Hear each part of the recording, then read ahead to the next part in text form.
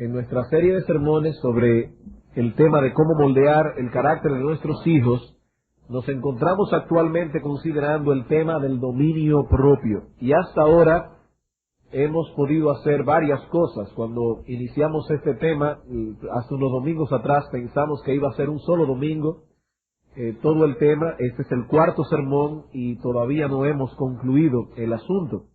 Y hasta ahora nosotros hemos podido hacer básicamente tres cosas. En primer lugar, hemos podido definir en qué consiste esta virtud, considerar su importancia y su aplicación en dos áreas específicas: el dominio propio en el comer y el dominio propio en las emociones.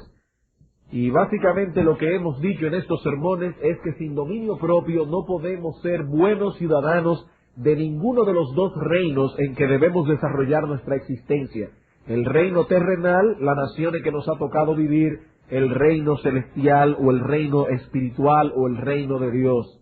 El hombre que no posee esta virtud del dominio propio es descrito en la Escritura como una ciudad derribada y sin muros, es decir, su alma carece de defensa contra las demandas impetuosas de sus deseos pecaminosos y por ende le será muy difícil, si no imposible, obedecer cualquier mandamiento que venga de fuera. Decimos de fuera porque algunos mandamientos vienen de dentro de nuestros propios deseos.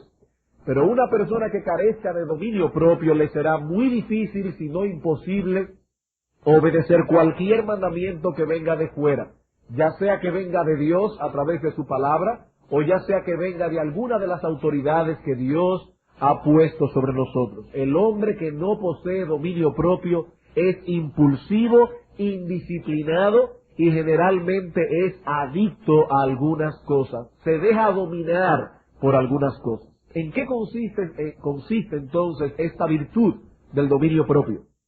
En los sermones anteriores lo hemos descrito básicamente como el predominio de los principios bíblicos sobre los deseos y sentimientos. El hombre que posee dominio propio no actúa por impulso ni por deseos, sino por principios. Él obedece cuando lo desea y cuando no lo desea. Él obedece cuando le gusta y obedece cuando le disgusta. Un ejemplo digno de ser señalado en ese sentido es el ejemplo de Abraham. Dios le había prometido a Abraham darle un hijo en su vejez, asegurándole, entre otras cosas, que de ese hijo saldría una numerosísima descendencia. Dios cumple su promesa, le concede el hijo prometido, pero entonces le pide que se lo ofrezca en sacrificio. Nosotros conocemos muy bien esta historia. Esta orden que Dios le dio a Abraham no solo era un atentado contra los sentimientos más profundos de ese hombre, sino también un atentado contra su razón, un atentado contra su lógica. Dios le había prometido que una nación saldría de ese niño. ¿Cómo le pide ahora que lo elimine? Eso era completamente ilógico. ¿Cómo podrían estar envueltos en ese mandamiento la bondad, el amor y la sabiduría de Dios? Pero ese era el mandamiento. Ese era el mandamiento. Abraham debía sacrificar a su hijo. ¿Qué hizo este hombre ante un mandamiento como este? Lo que él hizo fue que se sobrepuso a su lógica y a sus sentimientos y se dispuso a obedecer a Dios. Y no con una obediencia a medias y desganada. Nos dice la palabra de Dios en Génesis capítulo 22, versículo 3. Abraham se levantó muy de mañana y fue al lugar que Dios le dijo. Abraham tuvo prontitud en obedecer y exactitud también. Se levantó muy de mañana y fue exactamente al lugar que Dios le había designado para sacrificar a su hijo. Hermanos, eso es tener dominio propio. Los principios bíblicos eran más importantes para este hombre que su lógica humana, que sus deseos y sus sentimientos. ¿Qué nos enseña todo esto? Que el dominio propio es una virtud que emana de la fe. El dominio propio surge de la fe. El hombre que vive siguiendo los impulsos de sus deseos denota que está minado por su incredulidad. Su problema es, a la larga, que en el fondo este hombre no le cree a Dios. Sus deseos le trazan un plan de acción y le aseguran que esa manera de actuar le producirá felicidad. Y esos deseos pecaminosos le dicen a este hombre que el mandato bíblico es en realidad un obstáculo para alcanzar la felicidad. La pregunta es, ¿a quién le vamos a creer?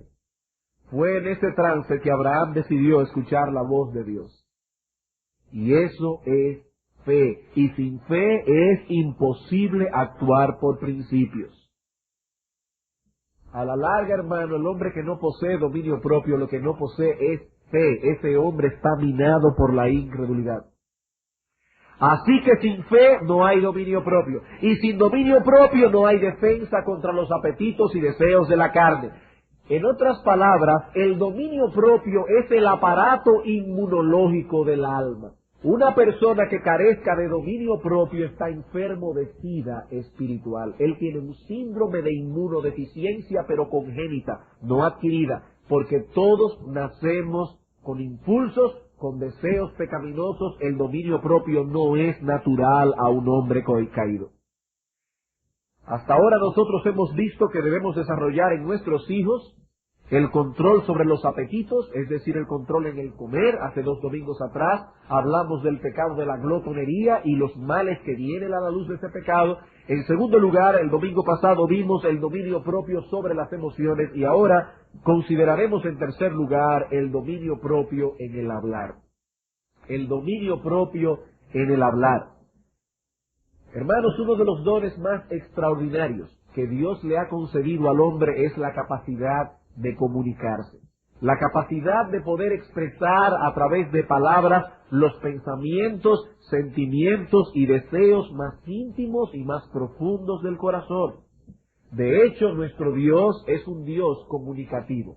Él nos habla a través de su creación, Él nos habla a través de su palabra.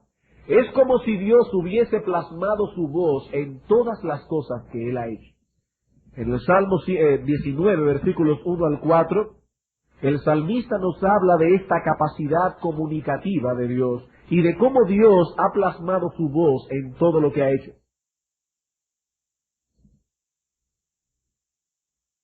Salmo 19, versículos 1 al 4, dice el texto: los cielos cuentan la gloria de Dios y el firmamento anuncia la obra de sus manos.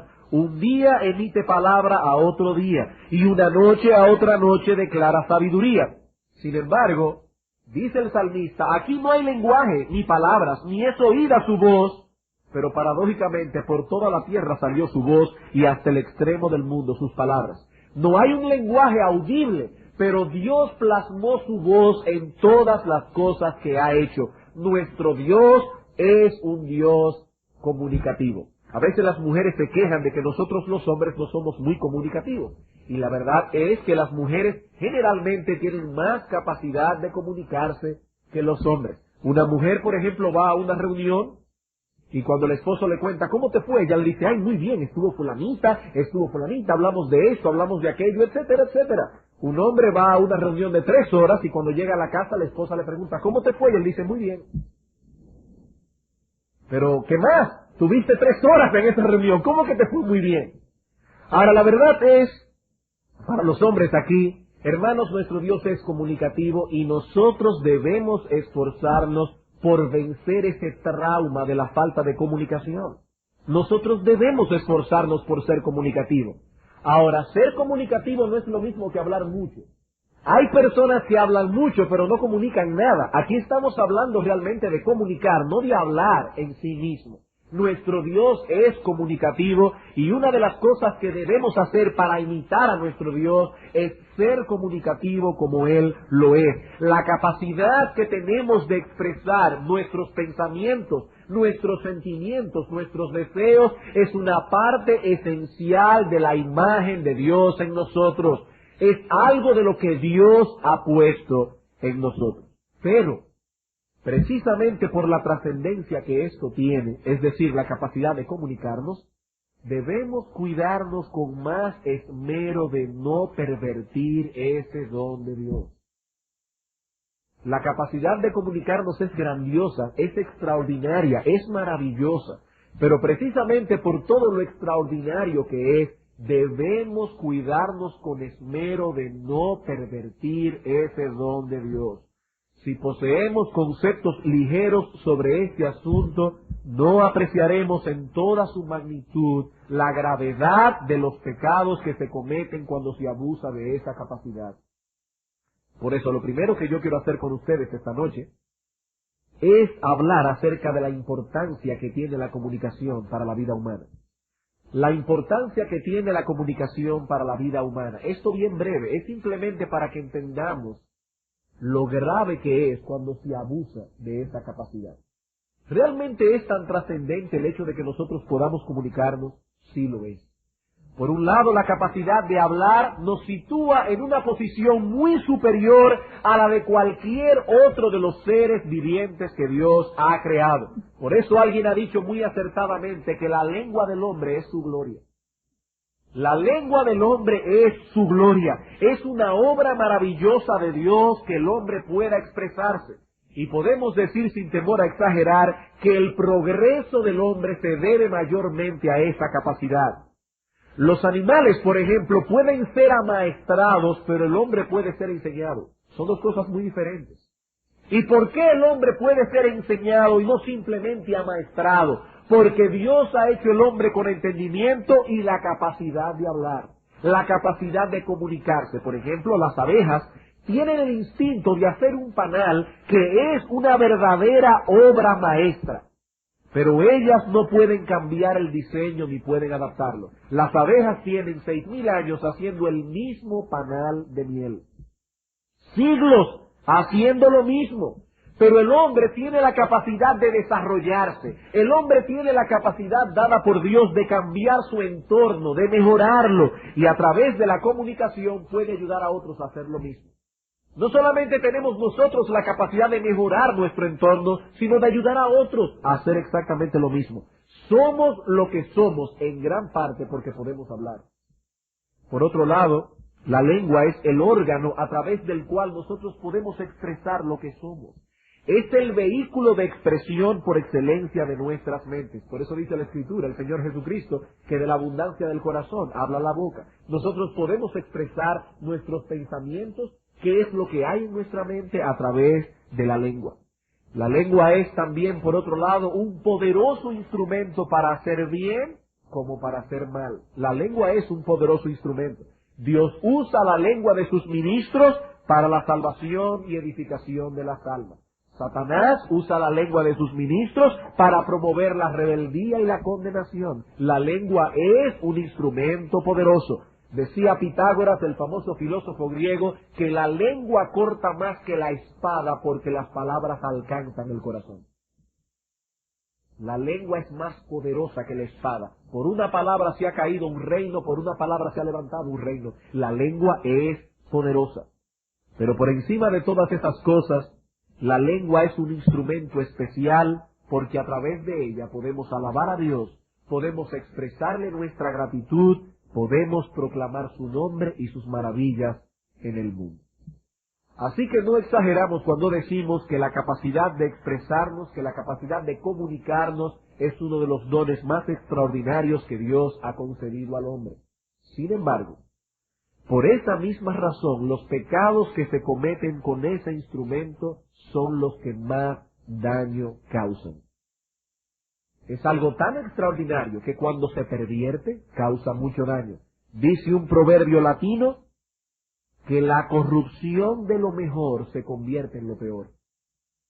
Nada es peor que la corrupción de lo mejor. Las palabras tienen un potencial enorme de hacer bien, pero también tienen un potencial enorme para hacer mal. Y la Escritura nos dice que no es fácil controlar la lengua. El hombre ha podido controlar leones, tigres, ustedes van a un circo y ven animales amaestrados.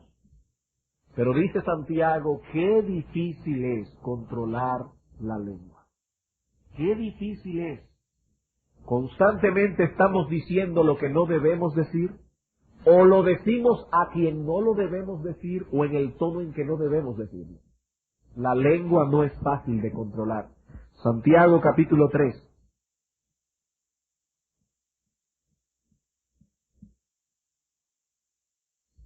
Versículo 2 al 8.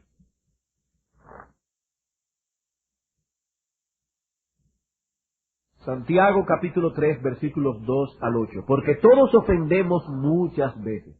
Si alguno no ofende en palabra, este es varón perfecto, no en el sentido de impecable, sino en el sentido de maduro. Un creyente maduro es una persona que es capaz de refrenar la lengua.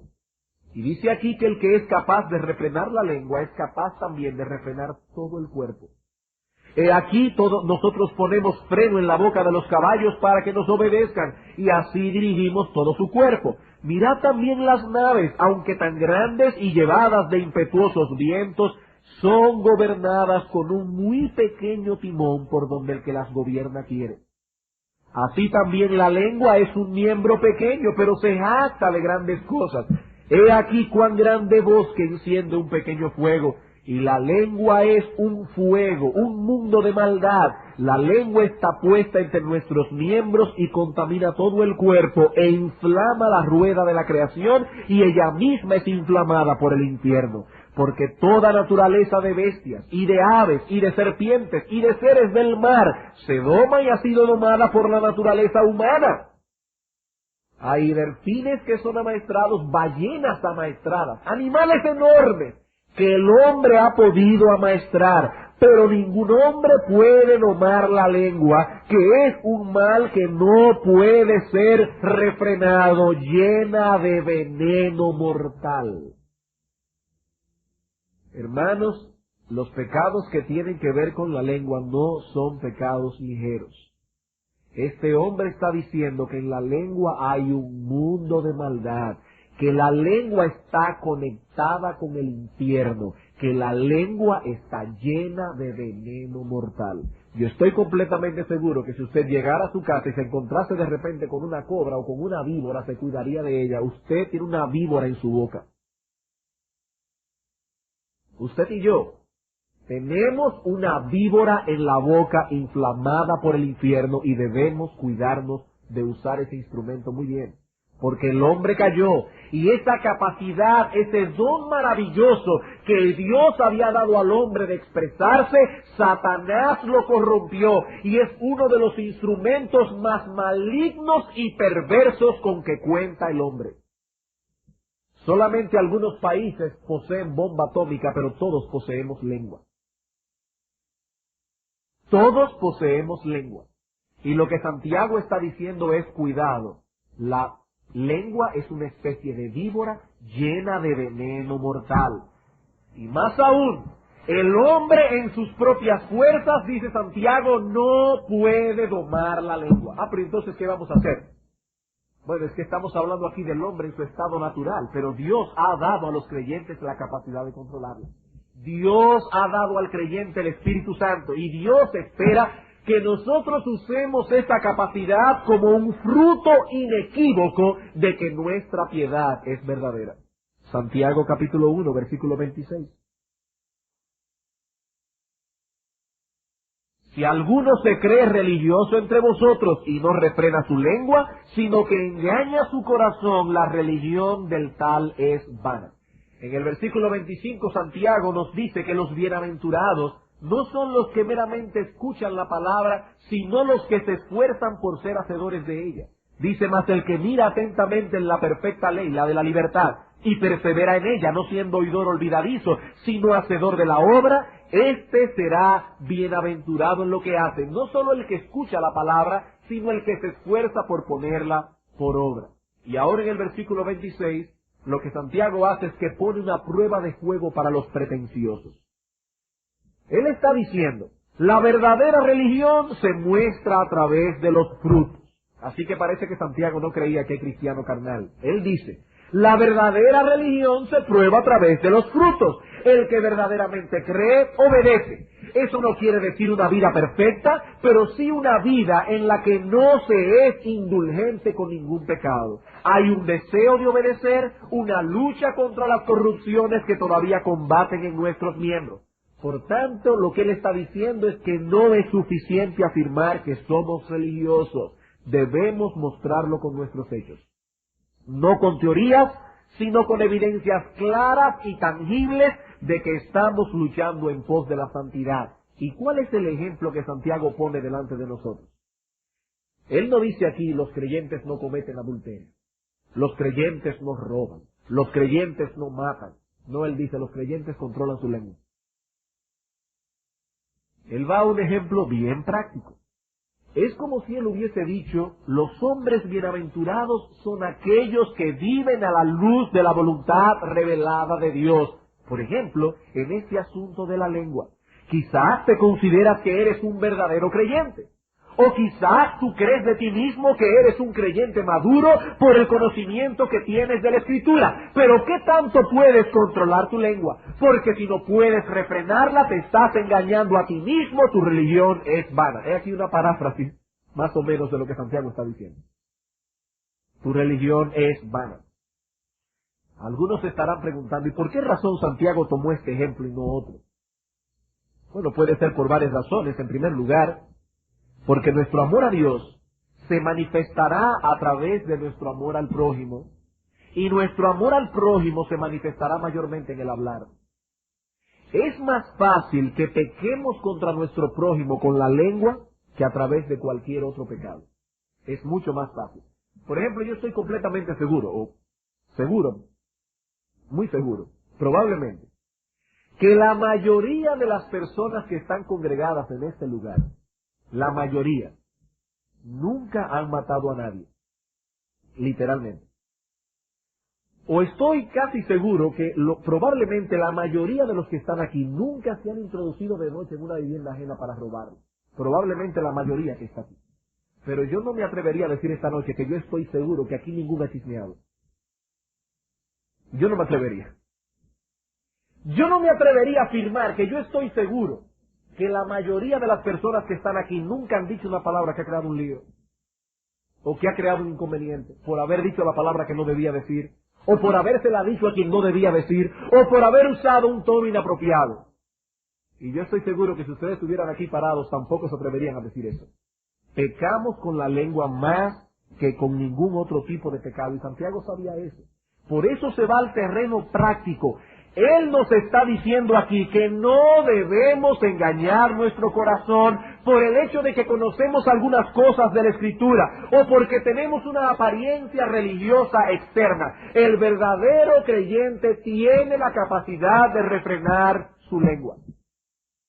Todas sus pasiones, claro está, pero incluyendo la lengua. Otra razón que pudo haber movido a Santiago a usar este ejemplo específico es la propensión natural que tenemos a cometer pecados con el hablar. Es tan fácil pecar con la lengua que si de veras deseamos ser fieles a Dios en esto, debemos redoblar nuestra vigilancia. Decía el salmista David en el Salmo 39, versículo 1, yo dije, él está hablando de sí mismo, atenderé a mis caminos para no pecar con mi lengua, guardaré mi boca con freno. He ahí un hombre que está consciente de la víbora que tiene dentro de su boca. Él dijo, voy a redoblar mi vigilancia, atenderé a mis caminos para no pecar con mi lengua, pondré un freno en mi lengua. Y en el Salmo 141, versículo 3, este hombre reconoce su propia incapacidad y dice, oh Dios, pon guarda a mi boca, guarda la puerta de mis labios. Recuerden que David era un rey. Y él sabía muy bien lo que eran recámaras guardadas por guardias reales. Habían algunas recámaras en los palacios que para llegar allí había que pasar por la supervisión de varios guardas. Él está teniendo esa imagen en su mente y dice, Señor, ponle guarda a mis labios. Que antes de que salga una palabra de mi boca, esa palabra salga a través de varias puertas que pueda ser supervisada por varios guardas. ¿Cuáles son esos guardas? Bueno, por un lado el creyente debe preguntarse, ¿lo que voy a decir es edificante? Por otro lado debe preguntarse, ¿es necesario que lo diga? Por otro lado debe preguntarse, ¿voy a hacer algún bien diciéndolo? ¿Voy a glorificar a Dios? ¿Es sabio que hable de esto en este momento? Hermano, yo estoy seguro que si nosotros le ponemos esos guardas a nuestra boca, hablaremos un 75% menos de lo que hablamos el día entero. Algunas palabras se quedarían encerradas en el palacio y no podrían salir. Y aparentemente Santiago deseaba poner esa misma actitud en sus lectores con respecto a la lengua. La Biblia dice que en la mucha palabra nunca falta pecado. Hablar mucho no es un síntoma de introversión. Hay personas que dicen, tú sabes, yo soy una persona introvertida, abierta. La Biblia no le llama abierto, la Biblia le llama impiedad. En la mucha palabra nunca falta pecado. Eso no es síntoma de extroversión. Eso no es síntoma de ser abierto. Eso es síntoma de descuido. Porque en la mucha palabra nunca falta un pecado. Y la Escritura dice, ponle guarda a tus labios. Ve delante de Dios y pídele que te ayude a no hablar tanto. Y eso es lo que Santiago quiere hacer con su gente. Aparentemente los recipientes originales de esta epístola estaban hablando demasiado. En el capítulo 1, versículo 19, dice, por esto, mis amados hermanos, todo hombre sea pronto para oír, pero tardo para hablar. Dios nos puso 2 oídos, pero una sola lengua. ¿Para qué? Para que escuchemos el doble de lo que hablamos. Y la lengua la puso enrejada entre los dientes, para que entendamos que eso no puede andar suelto por ahí. Eso es peligroso. Es un animal dañino. Todo hombre sea pronto para oír y tardo para hablar. Por otro lado, los hombres tienen la tendencia a minimizar los pecados que se cometen con la lengua. Tenemos esa tendencia. Tenemos nuestro propio código de santidad. Somos como los católicos en ese sentido. Hay pecados mortales, hay pecados veniales. Y la mayoría de los pecados veniales tienen que ver con la lengua. Hermanos, en la Biblia no hay ese código. No hay pecados mortales ni hay pecados veniales. Todos los pecados son pecados. En este código los pecados verdaderamente groseros son el adulterio, el robo, el homicidio. Pero eso no incluye el chisme, la exageración, la falta de gentileza en el hablar, y esas cosas son pecaminosas. La pregunta que debemos hacernos es, ¿qué piensa Dios acerca de esto? ¿Son realmente ligeros a los ojos de Dios los pecados que se cometen con la lengua? Vamos a ver algunos textos. Proverbios capítulo 6.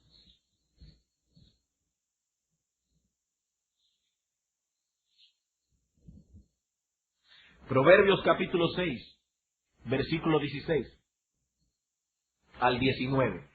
6 cosas aborrece Jehová, 6 cosas odia Jehová, 6 cosas abomina Jehová, Él no las soporta. ¿Cuáles son? Los ojos altivos, la lengua mentirosa.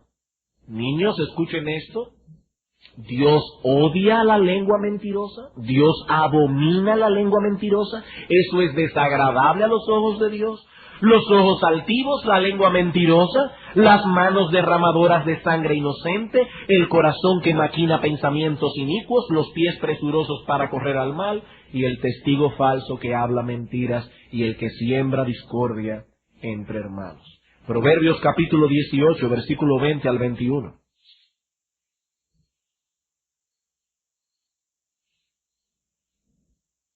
Y aclaro que esto solo por buscar algunos textos para no abusar de vuestra paciencia. En el libro de Proverbios hay un montón de textos que hablan de la lengua. Del fruto de la boca del hombre se llenará su vientre, se saciará del producto de sus labios. La muerte y la vida están en poder de la lengua, y el que la ama comerá de sus frutos. La muerte y la vida están en poder de la lengua. Mateo capítulo 12. Versículos 36 al 37. Vamos a tomar a partir del versículo 35 para poder ver el contexto. El hombre bueno del buen tesoro del corazón saca buenas cosas, y el hombre malo del mal tesoro saca malas cosas. Mas yo os digo que de toda palabra ociosa que hablen los hombres, de ella darán cuenta en el día del juicio. Porque por tus palabras serás justificado y por tus palabras serás condenado. ¿Qué significa ese texto? Que la salvación de un hombre depende de que hable bien. Esa no es la enseñanza de la Escritura. Ese texto no puede estar en contra de todo el testimonio bíblico. La Biblia es clara cuando dice que la salvación es por gracia, únicamente por medio de la fe. Pero el Señor Jesucristo está diciéndonos aquí que es la lengua de un hombre lo que evidencia su salvación. Por tu lengua serás justificado, por tu lengua serás condenado. Es la misma enseñanza de Santiago 1:26. Si tú dices ser creyente y no puedes refrenar tu lengua, no te engañe, tu religión es vana. Es lo mismo que está diciendo el Señor aquí. Primera de Pedro, capítulo 3, versículo 10. Estos hermanos estaban siendo perseguidos por el Imperio Romano. Estaban pasándola bien mal. Y algunos hermanos de la iglesia, a los que Pedro escribió esta carta, estaban cayendo en una depresión. El apóstol Pedro dice: hermanos, ¿ustedes quieren amar la vida y ver días buenos? La solución no es salir huyendo del Imperio Romano. ¿Cuál es la solución? Refrena tu lengua de mal y tus labios no hablen engaño. Apártate del mal y haz el bien, busca la paz y síguela. En otras palabras, las personas se deprimen cuando responden inadecuadamente a sus problemas. Estos hermanos estaban metidos en problemas y estaban hablando mal. ¿Y qué dice el apóstol Pedro? Tú quieres amar la vida, que es exactamente lo opuesto a estar deprimido. Tú quieres ver días buenos, refrena tu lengua. Hermanos, la Escritura nos enseña que existe una estrecha relación entre el estado de nuestra alma y nuestras palabras. Una relación muy estrecha. La lengua descubre el corazón. De ahí que Santiago nos dice que si no controlamos nuestra lengua, nuestra religión es vana. Así que al hablar del control de la lengua, no nos estamos refiriendo a un aspecto periférico de la vida de piedad. Si queremos forjar el carácter de nuestros hijos, debemos ayudarles a ejercer control en el hablar. Claro está, nosotros los padres tenemos que ser controlados primero. Si nosotros no tenemos control en el hablar, ¿cómo vamos a controlar el hablar de nuestros hijos? Nosotros tenemos que ser controlados primero. Pero en cuanto a nuestros hijos, hay 7 áreas específicas en las que debemos trabajar con ellos. Ya vimos lo importante que es el hablar, ya vimos lo grave que son los pecados que se cometen con el hablar, y ahora veremos las áreas en que debemos trabajar con nuestros hijos. ¿Cuáles son las áreas en que debemos trabajar con ellos en el hablar? Son 7. Las personas del mundo hablan de los 7 pecados capitales. Bueno, si usted quiere usar un recurso mnemotécnico para recordar esto, hay 7 pecados capitales que se cometen con la lengua, que son el problema mayor de nuestros hijos. ¿Cuáles son? Primero, el mucho hablar. Segundo, la mentira. Tercero, las palabras corrompidas. Cuarto, el chisme. 5, las palabras ásperas. Sexto, las palabras ociosas. Y séptimo, las palabras inoportunas. He ahí los 7 pecados capitales. Vamos a mencionarlos otra vez. Primero, el hablar mucho. Segundo, el hablar mentira. Tercero, las palabras corrompidas, lo que nosotros llamamos malas palabras. Debo aclarar que las palabras corrompidas, esa expresión incluye más que las malas palabras, pero uso esa expresión porque indudablemente las malas palabras son palabras corrompidas. Hay otras palabras que también son corrompidas. Pero las malas palabras, las palabras corrompidas. Cuarto, el chisme. 5, las palabras ásperas. Sexto, las palabras ociosas. Palabras ociosas son esos niños que comienzan a hablar disparate. Hablar mucho disparate sin parar, sin parar, sin parar. Esos son palabras ociosas. Y siempre que un niño, no siempre, pero muchas veces que un niño comienza a hablar tonterías y sin parar, a veces termina diciendo lo que no debe decir. Y séptimo, las palabras inoportunas. Como ustedes se podrán dar cuenta, hermanos, es imposible que nosotros consideremos estas 7 áreas en un solo sermón. Eso no puede ser. Así que lo que vamos a hacer es limitarnos a decir algunas cosas que puedan sernos útiles para trabajar con nuestros hijos en estas 7 áreas al mismo tiempo. Y en cuanto a esto, hay por lo menos 3 cosas que debemos hacer con nuestros hijos. Para trabajar con estas 7 áreas, hay 3 principios. Primero, debemos instruirlos con la palabra de Dios acerca de cada uno de esos pecados. En la Biblia hay abundante material con respecto a cada una de las cosas que hemos mencionado. Y debemos sentarnos nosotros a escudriñar la palabra de Dios y darle instrucción a nuestros hijos a través de la Biblia. Segundo, debemos darles directrices específicas al respecto.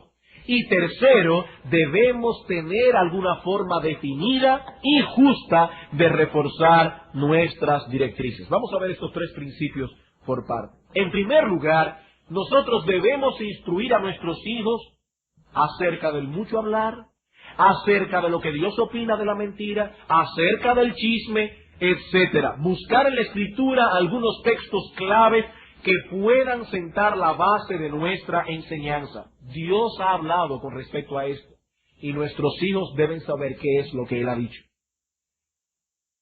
Con respecto a las 7 áreas, algunos padres se limitan únicamente a trabajar con aquellas cosas que son abiertamente pecaminosas, la mentira, o el chisme, o las palabras corrompidas.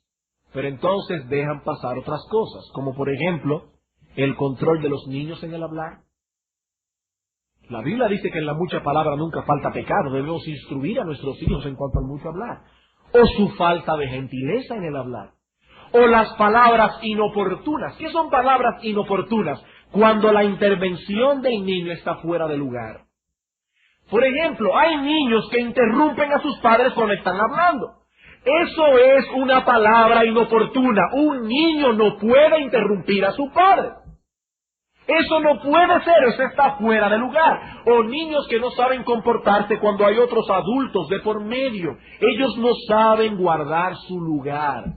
Hay ocasiones en que los padres pueden permitir, hay ocasiones, no todas, pero hay ocasiones en que los padres pueden y hasta deben permitir a sus niños estar sentados tranquilos en la sala cuando hay visitas.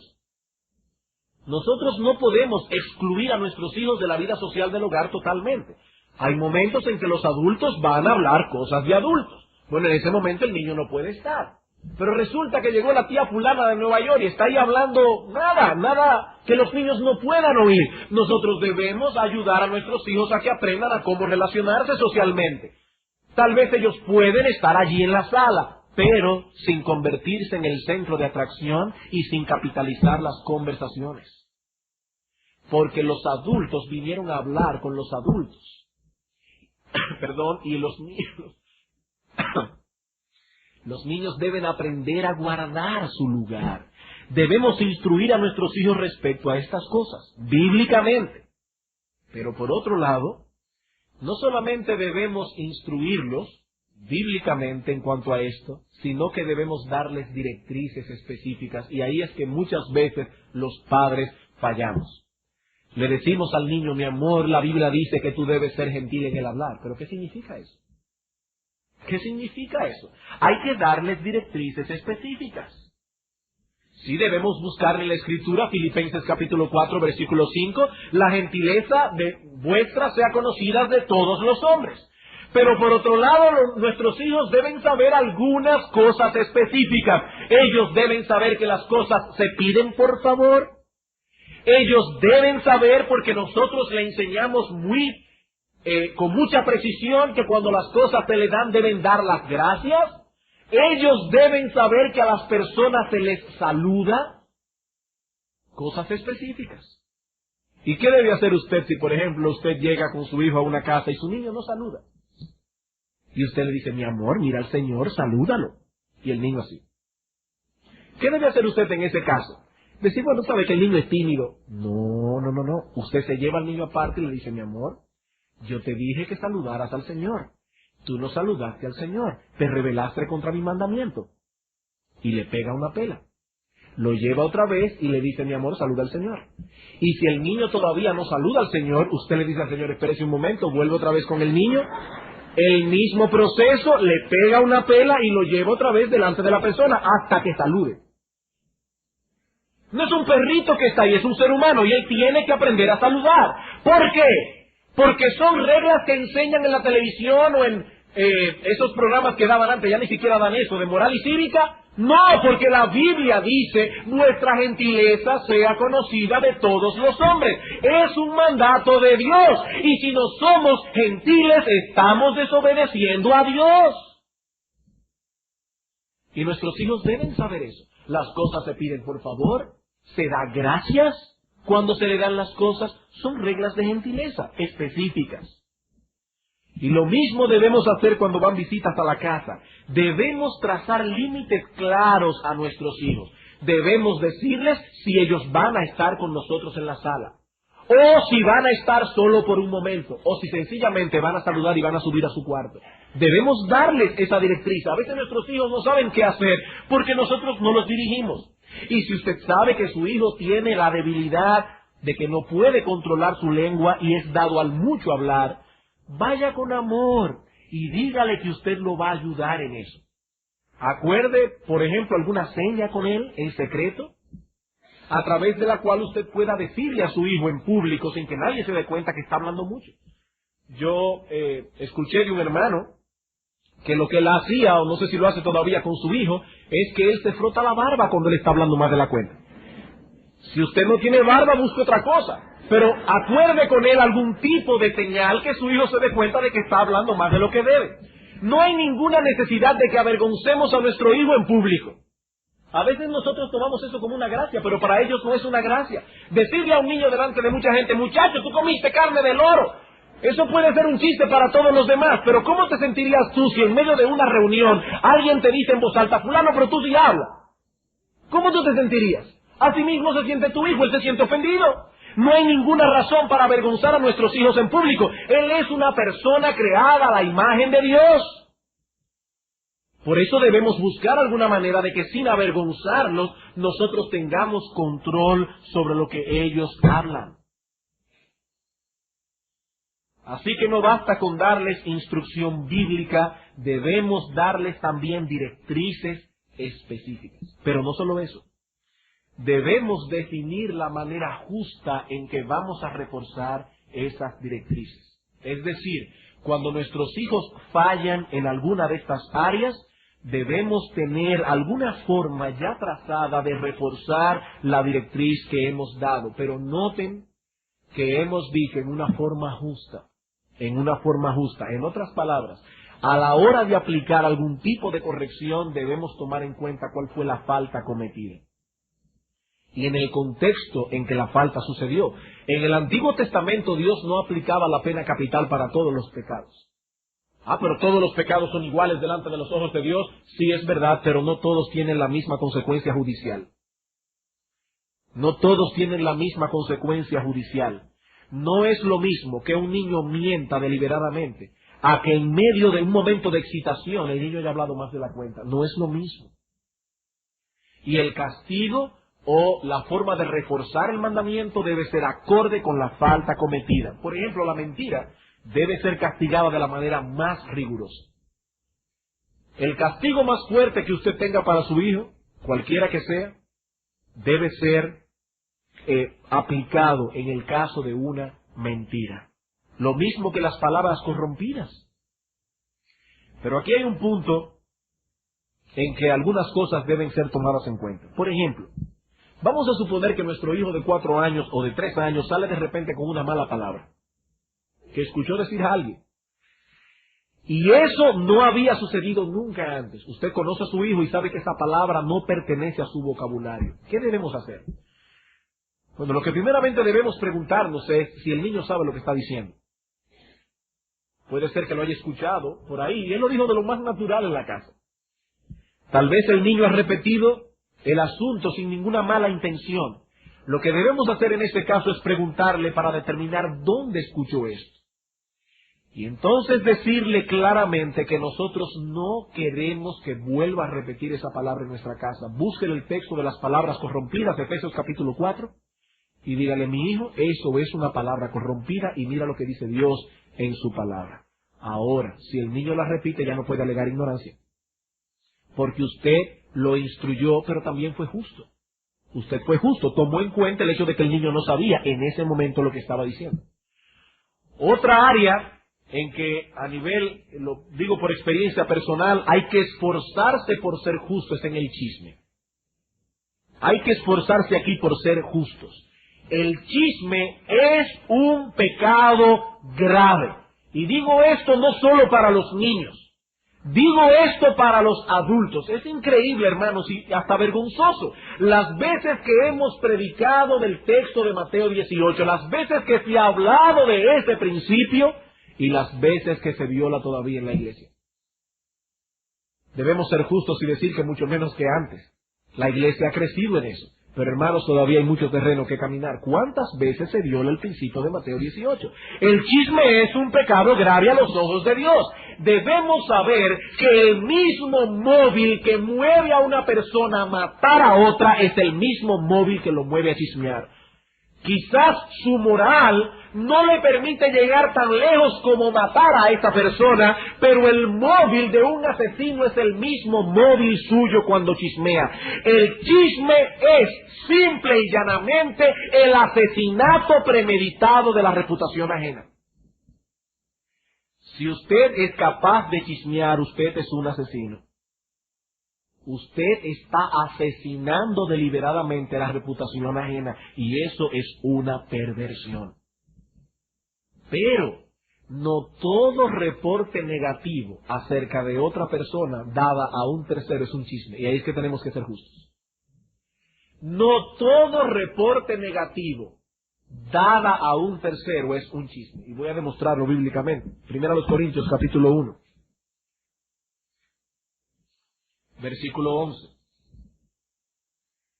Dice el apóstol Pablo aquí a los Corintios abiertamente y sin avergonzarse: he sido informado acerca de vosotros, hermanos míos, por los de Cloé, que hay entre vosotros contiendas. Los hermanos de Cloé, parece que era una familia de Corinto, fueron donde Pablo, le contaron lo que estaba sucediendo en la iglesia, y el apóstol Pablo no fue un chismoso porque escuchó el chisme, ni los de Cloé fueron unos chismosos por llevárselo al apóstol Pablo.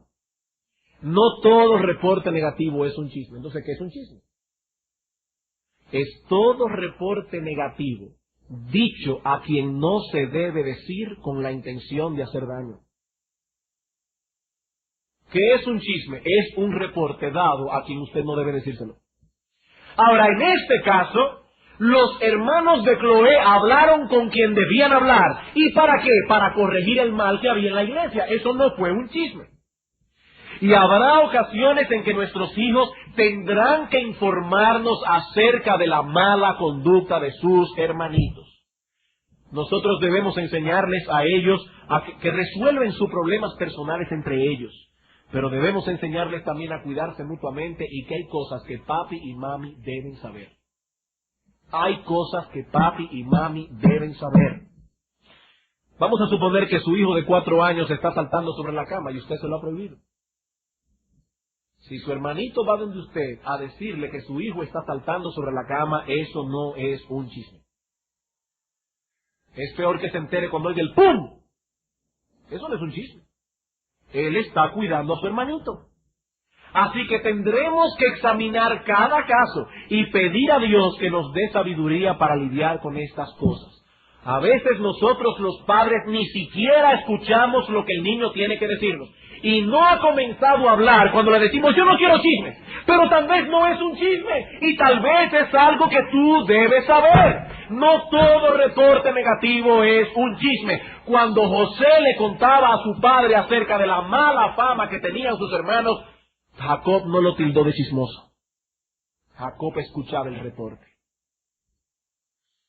Debemos pedir mucha sabiduría y sentido común para discernir entre caso y caso. Y a la hora de aplicar disciplina, pedir a Dios que nos ayude a ser justos. Justos. En conclusión, hermanos, los padres tenemos la obligación de desarrollar en nuestros hijos el control de la lengua.